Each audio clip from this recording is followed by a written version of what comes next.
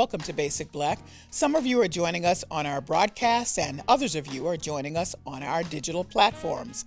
I'm Callie Crossley, host of Under the Radar on 89.7. Tonight, mentoring new leaders. We, like you, are dealing with the effects of the coronavirus pandemic and are taking precautions. We are working with limited staff and our guests are joining us remotely.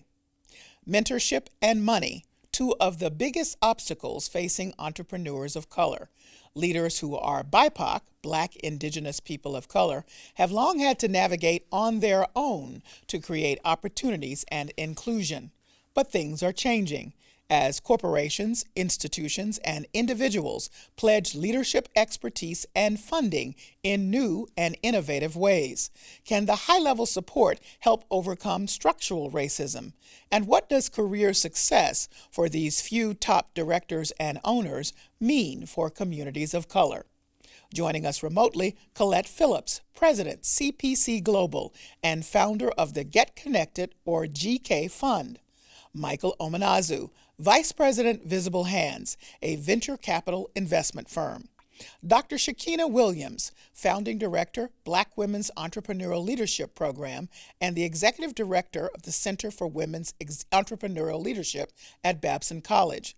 And Andres Holder, Executive Director of the Boston Children's Chorus, and a sponsor in the Network for Arts Administrators of Color, Boston.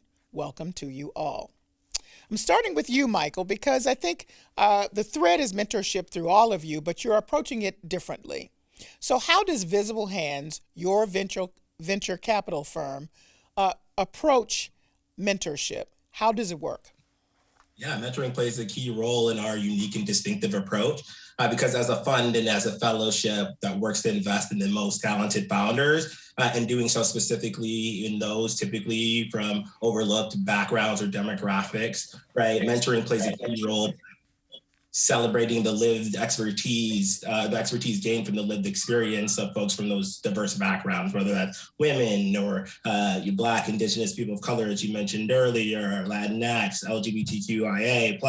Mentoring really taps into and celebrates the unique skills and experience that uniquely positions those founders for success, as well as draws from the specific experiences of those who preceded the founders who are now going through this stage or going through this entrepreneurial journey. Now, Visible Hands is both a fellowship and a venture capital firm. So explain what that means so people can put that in the context. Yeah, so as a fund, we make investments that come out of our fellowship. And during the fellowship, we provide a high level of concierge support that's customized to each of the founders. And we work to get them specific benchmarks that allow them to really escalate or grow their businesses. So whether that's putting together a landing page to draw in customers or that's working to build a relationship with other founders. We work with them in the fellowship to build out their business so that they become really strong investments for us because we target the pre-seed stage, recognizing the systemic barriers to entrepreneurship at that level. And in doing so, we're able to diversify entrepreneurship. We're able to diversify specifically the creation of tech companies by doing so. Okay. Colette, explain the GK Fund and how mentoring is a thread through it. Well, mentorship is something that is really important, particularly for BIPOC professionals and business owners. So many times with young BIPOC professionals, young BIPOC entrepreneurs, what is missing, the missing link is both mentorship and money. And what mentorship does, it gives you access and opportunity because mentors can open doors for you. Mentors can help to lift you up. Mentors can be sponsors in the sense that they can advocate for you. And mentorship, I can tell you just from my own experience, is absolutely key and critical to business and professional success. So we provide that. We have a mentor network of CEOs and C-suite executives who give of their time and talent to help nurture and mentor these young entrepreneurs and professionals of color. Now, Dr. Shakina, from your standpoint at Babson, where you're heading these entrepreneurial centers, you can say quite definitively that mentorship is like its weight in gold. And so, what are the components of mentorship as you've seen through the leadership programs that you run there, particularly the one that is focused on Black women, that are key to support? Right. So we really coin our mentorship and our mentors as our secret sauce to our programs. And it's really important, particularly in our Black Women's Entrepreneur Leadership Program, that we match our participants with someone that looks like them and that's been in a similar journey. Sometimes that doesn't work out. We feel that a good mentor can definitely share of their life experience and serve as a coach, an advisor, or accountability partner. So we really prize ourselves, particularly in Be Well, that we really work with those that have made it, but able to share their stories of the unique challenges that they go through with growing and scaling their businesses. And over to you, Andres, because you came to Boston, take on this new job, which you've said you couldn't have done without much support from other people, and became involved in this network of arts administrators of color. So how does that work, and how are you fitting into the mentorship mode there? Absolutely. The Network of Arts Administrators of Color in Boston is an initiative that started in 2016, grew from a very small group of people that took that first step, and it's now a group of over 400 administrators of color working in the arts and culture sector. So it's a very strong group. Now, the sponsorship program is an initiative of that group that is really focusing on a small pool of individuals. I'm one of 5 sponsors, and there are 5 mentors in the pool, and we are each partnered up with young professionals who are in a different part of their career. We are together creating peer-to-peer learning experiences. We are doing one-on-one visits and coaching that we are taking part of depending on who we're paired with.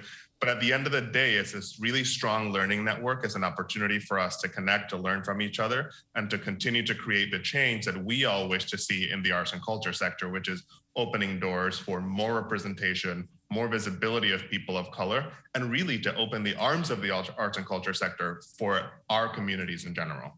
So let me follow up and say, what is the difference when there is no mentorship? Because I am shocked when you tell me there's 400 arts administrators of color now, because I would have thought there was a very tiny group, much smaller than that. So there had to be something that happened there that would help to increase the numbers, aside from people's just talent and abilities and schooling and all of that.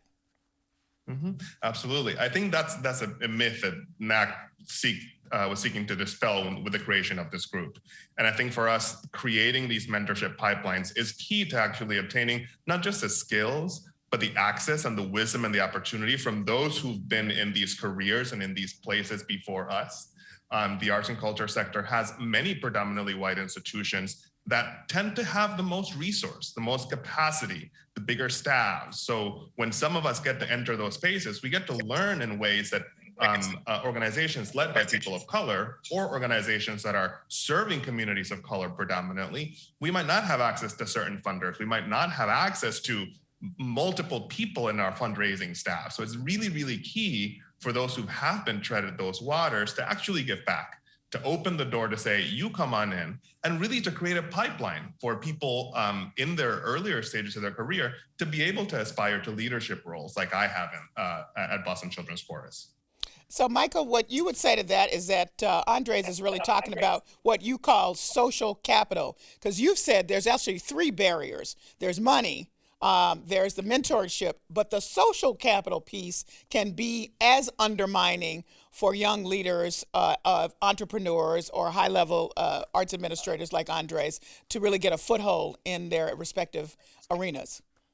Exactly, spot on. You named the three barriers that we work to address. And a lot of the resources have focused on the first few that you mentioned around financial capital, right? Ensuring that the dollars flow, as well as around, inspiration or social capital, the connections and facilitating relationships. And then this third piece around inspiration capital, which is gained through mentorship, seeing people who've preceded you in this collective thread that you've heard from everyone around their ancestral wisdom. And really those three pieces all together formulate the conditions conducive to someone persisting in entrepreneurship, right? It's really understanding other folks have gone through this, people who've looked like me, people from my background in particular, who I can draw upon, and who can also open up doors, provide the access, as well as the emotional support, recognizing the difficulties and the solo aspects of isolating components of entrepreneurship, but with the social piece, with the inspiration, and then with the financial capital, all of those converging and culminating into setting up founders and entrepreneurs for success.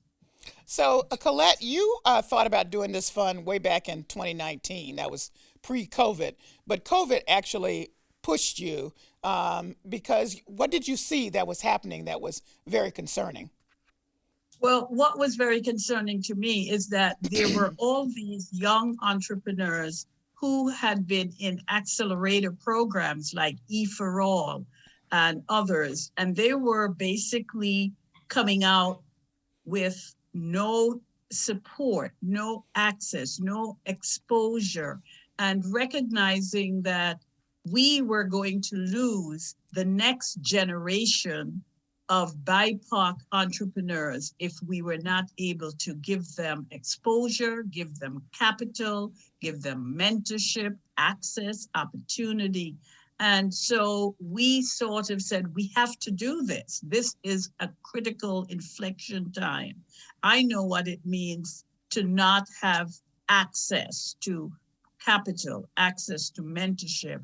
And as someone who has been in their own business for 3 decades, I wanted to have as part of my legacy something that could be sustained.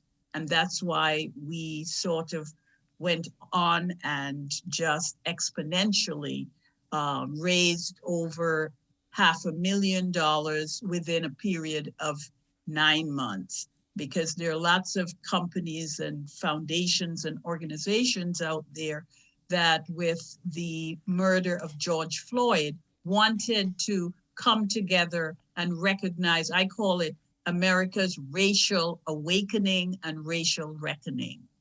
So we took advantage of that. Your grants are $10,000 approximately, to correct me if I'm not wrong, because you're specifically honing in on a certain size business. Right. So part of that's true. And I also want to know exactly what you are saying to them from a mentorship as you're handing them over the check. What are you saying? What's your number one thing you're saying to these small companies that are trying to get off the ground? The number one thing is that we have your back. You know, to know that you have someone and organization, a group that is there for you to open doors. I can already tell you that the 6 entrepreneurs that we seeded 2 months ago, we have already started to open doors for them to help to amplify and elevate them through marketing and public relations, which is something so many entrepreneurs suffer from because they don't have the money, they don't have the access, and we are giving them literally pro bono support, and we are opening doors to people who can mentor them and help get them to the next level. So the biggest thing that we say to them is, we have you. We want you to go out and be successful and not be worrying about, can I meet payroll? Can I market myself? We'll help you, and we will also give you access to funding where you are not going to have to give up your whole company, but that you can have funding that's going to keep you grounded and be able to sleep at night. So, Dr. Shakina, of course, Babson's well known in the country and the world. for its business acumen, expertise, and the people it sends out into the world. So you have your hands on all kinds of alum who can bring the kind of expertise that the companies and individuals you'd like to help who are BIPOC right to the door. And that's what you're offering the folks in your entrepreneurial leadership groups. I'd like to know, it's the same question I asked Colette. What's one of the key things that you try to get across to your group as you're working with them to be able to present themselves, to know how to outreach, to get their finances in order, all of that? Right. So like you said, Basden is known throughout the world. We've been #1 in entrepreneurship for the last 27 years, and I'm a proud Babson alum undergrad. And what you'll see across the line in our programs that we offer underneath the Center for Women's Entrepreneurial Leadership is definitely the sisterhood, and getting these women to really understand themselves first, of who they are as individuals, what kind of skills do they need to learn. And from there is to really understand business fundamentals. So in the Black Women's Entrepreneurial Leadership Program, we start off with a symposium that we don't talk about content. We jump in and talk about mental health. How do you keep yourself whole? How are you going to better yourself, and kind of plan that out as you go on to this entrepreneurial journey? And then we talk about the importance of working together. We talk about mentorship, but the most part of it is like, how do we work together as Black women? And then how the next step is how to create this inclusive network. So it's great for us to work together and be in our communities, but we need to identify mentors. There's another term called sponsors that are going to open up their resources to us to increase our access and grow our businesses. And the next part about it is like, how do we enroll others into our journey?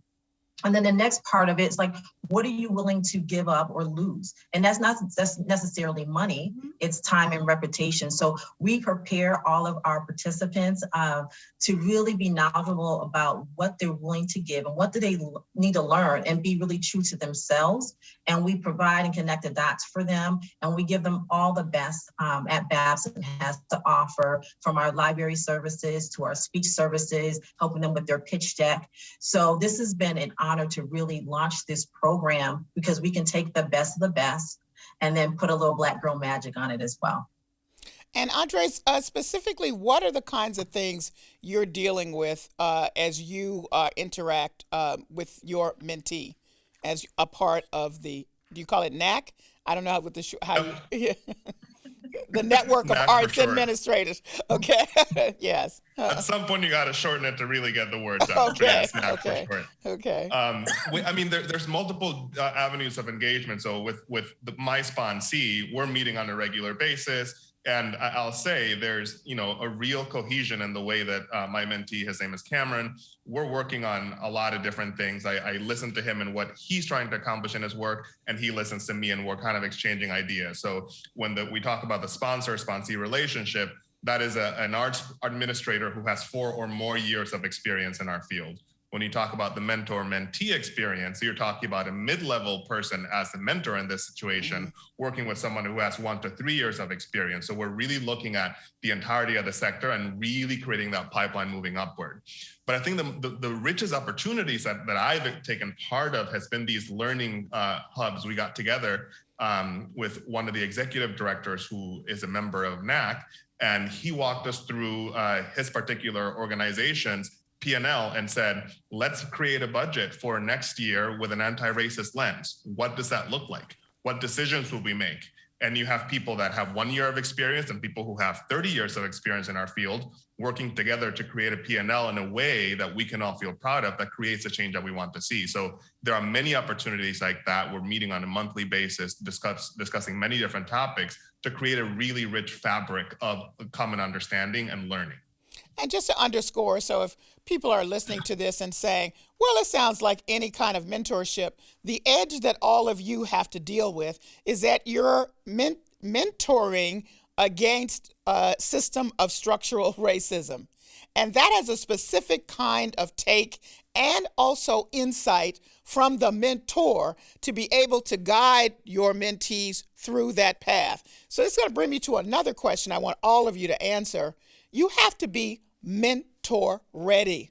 So I'll start with you, and Andres. What do you say to your people about being mentor ready, to be ready to accept what you have to say and understand, um, that you're offering them a very sophisticated and informed perspective? I think for me, it's two things. It's an air of confidence and a real clear approach to humility. You have to have the confidence to thrive in this environment. If you don't believe in yourself, that's really where it starts. But at the same time, you got to understand that you don't have all the answers and that many of us are charting paths that just haven't been walked before. And that's okay. So when I talk about this peer learning community, that's my approach to it. And I come to it with a lot of humility and a spirit of continual learning. Mm-hmm. Do I know that the world out there can be tough as a person of color, as a queer man, as a Black Latino man? Absolutely. Am I going to apply that to my learning? Absolutely. And am I going to raise it up and ask other people to help me learn how to better do next time? 100%. Michael, how do you tell people to get mentor ready? Yeah, I'll note that structurally, our distinctive approach actually does a good amount of this work, and particularly positioning our participants to understand the unique value of mentoring and opening themselves up to it because of our approach in recognizing the systemic barriers to entrepreneurship in the form of the lack of access to capital because of the racial wealth gap, right? Because of systemic racism. Folks who come to our program understand those critical objectives or those critical barriers, right, to the journey, and choose us specifically because our unique positioning with our expertise through our mentoring. And in that, that creates a really productive relationship with our mentors and our mentees because they see a unique relationship and a ability to contribute to one another. So, I think once folks have that macro understanding and how it informs their work and the work that we do in the form of providing an investment upfront to even participate in the fellowship, and then that is just part of the suite of the resources that are really valuable for them as entrepreneurs, in addition to the mentoring, really positions them to benefit from it. Colette, you are nodding your head vigorously. Yes, what do you tell? Go ahead. I agree with everything Andres and Michael just said. The other thing is that I say to mentees and to to people who are seeking mentorship is life begins at the end of your comfort zone. You push yourself outside of your comfort zone, and also to not reject a potential mentor because he or she may not look like you. They may not be, if you're a woman, you can be mentored by a man. If you are Black or Latinx or Asian, you can be mentored by a white mentor. And there are lots of allies out there who want to step up and want to be helpful. So be open and receptive to that. The preference, of course, would be to be mentored by someone who has walked the path and who can help you sort of navigate, but never turn down an open opportunity to really have a mentor, somebody who is willing to put themselves on the line and put themselves out to support and help you. Take the risk. Go push yourself outside your comfort zone. Mm-hmm. Dr. Shakina, you've been very clear that this is a two-way street. So how do you tell your folk to get mentor ready? I definitely, I tell my mentors and also mentees to be really transparent, to really get to know them. It's almost like dating. You just don't jump right into a relationship. You want to get to know, like, what are your commonalities? What is your favorite color? This is something that's off the topic of what you're going to be mentored on or be a mentor with. And then the next step is coming prepared. So if your mentor is telling you to research something for your next meeting with them, be ready. This is their time they're giving up. Majority of the time, mentors are volunteering their time and sharing and pouring into you, and just being committed from your end and coming ready, that they're willing to invest more of their time and their resources with you.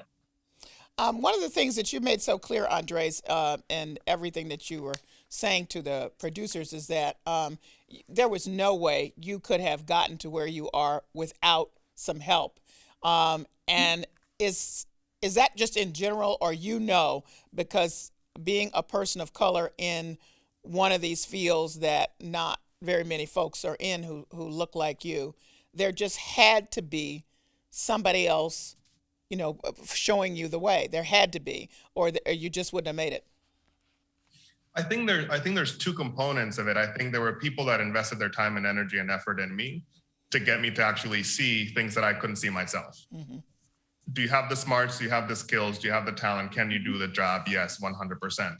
But there's also the people that are working with you that, in a lack of a better word, sponsor you and actually put their reputation on the line on your behalf, who mm-hmm. open the door and say, this person is worth their weight in gold, whatever other asset you want to pick today. You ought to listen to what this person ought to say. You ought to actually invest in this person. You got to push this person forward. I think those two things were really present in my career, and I was really fortunate. And like Colette said, it wasn't all people of color. There were people of color, and then there were white allies.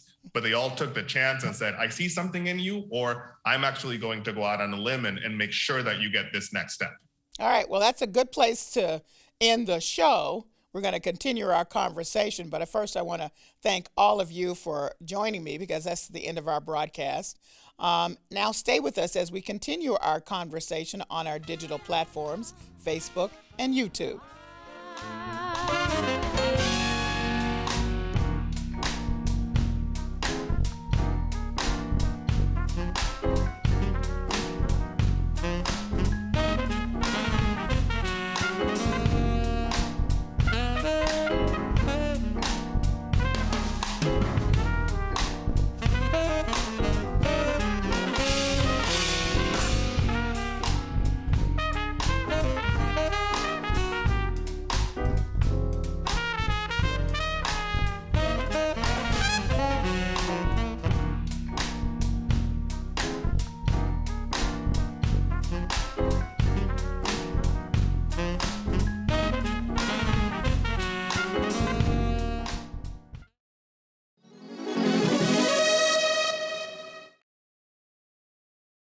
I'm Callie Crossley, host of Under the Radar on 89.7.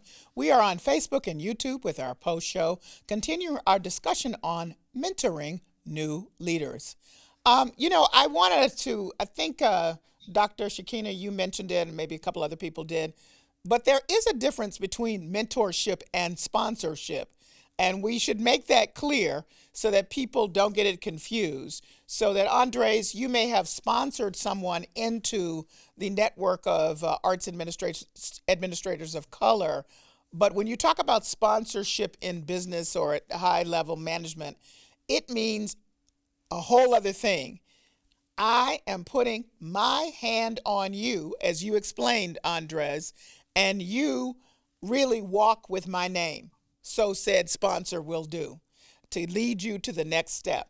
That is huge. It's a part of what Carla Hall, who's, people may know her from Wall Street, always says, who's speaking for you when you are not in the room? So I want each of you to address the difference between mentorship and sponsorship and why it's critical in each of the communities that you're working with. So Andre, since you began the conversation, I'll let you talk about that, and then we'll go around, do a round robin on it. Absolutely. Thank you for the opportunity.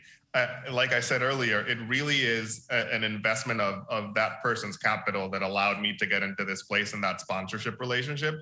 It really wasn't a conversation about me gaining skill and me developing a particular area. It was that person or those people going out to bat and saying, I'm going to raise you up and get you into the room. That was the most important a gift that many people were actually able to give to me. And I think in the arts and culture sector, when you're talking about a severe underrepresentation of people of color, it's going to be key for not just our survival, but when you see the actual demographics of this country and the direction that they're moving in, our sector can't survive if it continues in the way that it has. So our presence, our voice, and our ideas have to be in the room in every single arts and culture organization. Michael, define the difference between mentorship and sponsorship for you. Sponsorship distinguishes itself from mentorship in the escalation of the intentionality of going out further and really advocating for someone, right? I think mentoring can connect someone to resources, it can inform them of possibilities, it can coach. A sponsorship really goes to the next level to, as you described earlier, really put your social capital, put your reputation, put your credibility on the line. And building on what Andres mentioned earlier, in our particular case and context, that means literally an investment, right? So we differentiate from other accelerators or fellowships because we provide an investment up front to participate in the fellowship, which is us literally putting our money where our mouth is to say we believe in our hypothesis that talent exists everywhere, and particularly in these environments or these demographics and these backgrounds typically overlooked, that we will invest in folks to come participate in the fellowship, as opposed to other accelerators where it's a pretty onerous cost to participate, and again, exacerbates some of the historical and systemic barriers we've talked about because of the lack of access to capital up front, right? And so for us, we're doing that in the front end, as well as opening up doors to places typically not accessed by folks that we intentionally recruit, and put our credibility on the line by saying, we feel confident in this group of folks, and then we want you to understand the potential in this business opportunity and for you to invest as well. Colette. I see mentorship, everything that Michael and Andre said before, but mentors help to guide, mold, nurture you, give you career advice. A sponsor, as I see it with my lenses, is someone who advocates for you and to help advance your career when you are not in the room. Mm-hmm. And as both Andreas and Michael says, they are willing to put their social capital to open up their, old school would say Rolodex, young people would say their agency, to help you and to support you and move you to that next level. A mentor can also be a sponsor. Mm-hmm. So a person can navigate through those two. The other thing that we have not spoken about is the importance of networking. Mm-hmm. And maybe we can delve into that a little bit more. One of the reasons that I created 14 years ago, Get Connected, was because I was tired of walking into so many rooms where I was either the only or one of 5 people or less in the room. And access is all about being in the room with the right people at the right time.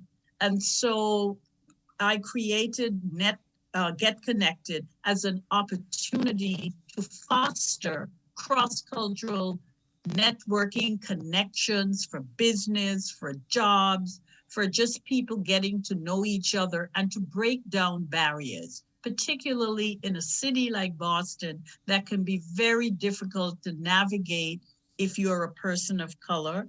And, so that is very key. And mentors and sponsors also open you up and give you access to their networks. Your network is your net worth. And I would underscore that with Get Connected, it's a social setting. So you're meeting people at a different level than you would sitting across the table from them in a formal setting, which can really make all the difference because suddenly you're seen as a different person in a social setting. That's right. Thank you for that. Yes. Yes. Now, Dr. Shakina, over at Babson, they were literally defining mentorship and sponsorship. So coming through Babson, is there anything we've missed in how you would define mentorship and sponsorship? Right. So added a component between mentorship and sponsorship, there's also like accountability partners, a coach. That's the kind of words we're hearing in business. I think the most important part I just want to add to the sponsorship is that person could have the power and the will and also the skills to get you that next contract. Mm-hmm. But one of the things that we kind of instill in all our participants is 2 simple words: thank you. Many times that we're working with our mentors and our sponsors, We don't say, well, after you connected me with that individual, that organization, this is what happened, and I thank you for the opportunity. And at many times what I'm hearing from our mentors and also our sponsors is like, we haven't heard back from them. We don't know what's going on. So don't burn bridges. Always be grateful for any opportunity someone presents to you, either from a mentorship standpoint, sponsorship standpoint as well. All I can say is that my mom, who is rest in peace, is shouting right now about the thank you. Thank you. That's all I can say. A text message, a little note, something. Something, because well, we could just do a whole other show on that. Goes a long way. One of the things that I want to get from each of you, because as people have listened to our conversation, I think they would like to know specifically if they're thinking of trying to be an arts administrator or trying to go be a black woman and an entrepreneur, get some funding from venture capitalism, seek the funding from the GK fund. How do they get access to your program? So if each of you would just give me a little bit of how one would if they were interested. So I'll start with you, Dr. Shakina. Right. So if anyone's interested in the Black Women's Entrepreneurial Leadership Program, you can email us at BWEL, that's BWEL at babson.edu. Also on our website, you can go to babson.com/BWEL. There is some great information there, and you can recommend an entrepreneur. And stay tuned, our application for cohort 4 is coming out in a couple of months. And also some other activities that we have. So that's the best way to reach us. And if not, our general email box is CWEL, CWEL at babson.edu. We have many accelerator programs for all women. So please take the time and check us out on our website. Okay, Colette. They can go to www.thegkfund.org. And there is all the information there as to how to access us. You can call us by phone. And I also have to say, Callie, I thank you for this opportunity of putting the four of us together, because I'm going to reach out to each of them after this, because so much of what they do is totally, aligned, and there is synergy. And we can all support each other. And that's the other thing that we should also talk about, is the power of collaborative coming together and elevating, amplifying, lifting each other up in a way that really benefits all. Well, your project is called Get Connected, so I would expect nothing less from you, Colette. Okay, Michael, how do you try to get to be a part of that Fellowship of Visible Hands? Yeah, first, in that same spirit of applying lessons from our conversation today, I want to thank you for this opportunity to bring us all together, as well as to promote the transformative opportunities available through Visible Hands. And for entrepreneurs interested in accessing those resources, accessing that financial inspiration and social capital, they can simply go to our website, visiblehands.vc. And there, access the different articles, as well as sign up for our newsletter to receive updates on the latest happenings. Also, for digital inclusivity, folks have the ability to follow us on either Instagram and Twitter to receive a lot of critical content there too. Okay, Andres. artsboston.org. Go to the NAAC section, Network of Arts Administrators of Color. It's a mouthful. And we are in month 3 of the second cohort of the sponsorship and mentorship program. That program is going to reopen again for next year, later in 2022. But first, become a member of the network. You'll get all the information, all the resources that are shared there, and then you can apply for the sponsorship and mentorship program. Okay. So I want to draw this conversation to a close with something you said, Michael, to the producers about giving an example of how a million or how many millionaires were created in San Francisco at a certain point, and the impact that had in that community. So I'd like to talk or hear from each of you about what is the impact beyond the individuals that may access your programs to communities of color when you all rise up and mentor some other people behind you, and are able to do the kind of creative, innovative things that you would like to do in either in the entrepreneurial space or in the art space, as it may be. So, Michael, I'll start with you because you mentioned that, and I was struck by your pointing out the impact of that.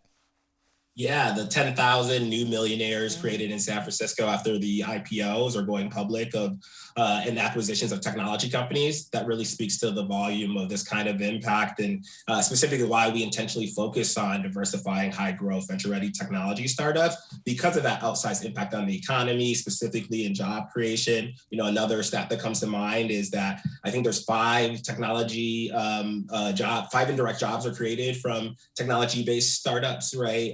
So it's just the ripple is tremendous. And for us, we see this as a critical lever to addressing the significant wealth gap, both here in Boston as well as nationally, right? We see what folks have done through technology companies exiting, and the barrier being really just access to the capital or these resources to be able to get there.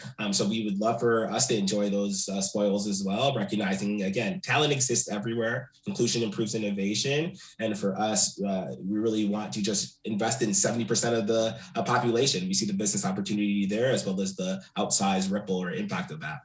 Andres? I mean, for us, I see arts and culture and access to it as a basic human right. I mean, from the expression standpoint, from seeing yourself reflected on a stage, on a piece of art, or hearing your cultural expression represented, that's really important and key, particularly in difficult times like the ones we're living through right now. So in my mind, the work that we do in sponsoring and mentoring and creating change in the arts and culture sector really drives the opportunity for the communities that we serve to actually see themselves reflected and to see our sector as a place to find solace, joy, excitement, entertainment sometimes. So it's really, really key that we stay in those rooms and grow our presence in those rooms to create that feeling of arts and culture is not just for subset of people, it's for all of us. We gotta, break that definition, create bigger, bolder, more diverse expressions of all of our backgrounds. Dr. Shakina. Yes, underneath the Center for Women's Entrepreneurial Leadership, our goal is to close the gender and racial wealth gap. We want to see the impact of moving the average revenue of our Black women from $24,000 on a national level into hopefully 6 figures. And also working with our Black women to really give them more platform opportunities, increase their businesses, be able to create new jobs here in America. Because as the stat shows, if the playing field is equal, being from access to capital, mentorship, and along with other components of growing a business, there's tremendous impact. I mean, trillions of dollars in revenue and increased jobs here in the U.S. And Colette. Like each of my colleagues here, our mission and goal is to close the wealth gap for people of color, entrepreneurs of color, because most businesses of color tend to also hire people of color. Mm-hmm. And for those that operate in communities of color, they also stabilize those communities because they're providing jobs for people. They are, what I love about the first 6 inaugural grantees is that each of them are doing what I call social impact. They're social impact entrepreneurs. So they are solving big problems. One is creating home ownership, because home ownership is a step towards building wealth. If you own a home, you have equity in it. You can use your home to start a business, to start a college fund for your kids. So they're all doing things. Black-owned Boss is creating a platform for other Black businesses to elevate them, to give them access. So that is really how you're going to close the wealth gap, supporting. I was shocked to find out only 1% of VC dollars go to Black entrepreneurs. And so think about sort of the multiplier effect that would have in changing the trajectory of the wealth gap if we had more investment in Black-owned businesses. So that's really our mission. And I am so excited about the possibility of collaborating with Dr. Williams and Michael and Andreas, because we can all, there is power in numbers, and we can certainly, in working together, really make a big, huge dent. Well, that's a great place to end our discussion on the digital platforms. And because I learned, Dr. Shakina, thank you all for your time. Thank you. Thank you too, Callie, Okay. for the opportunity. Thank you. Yeah, this is great.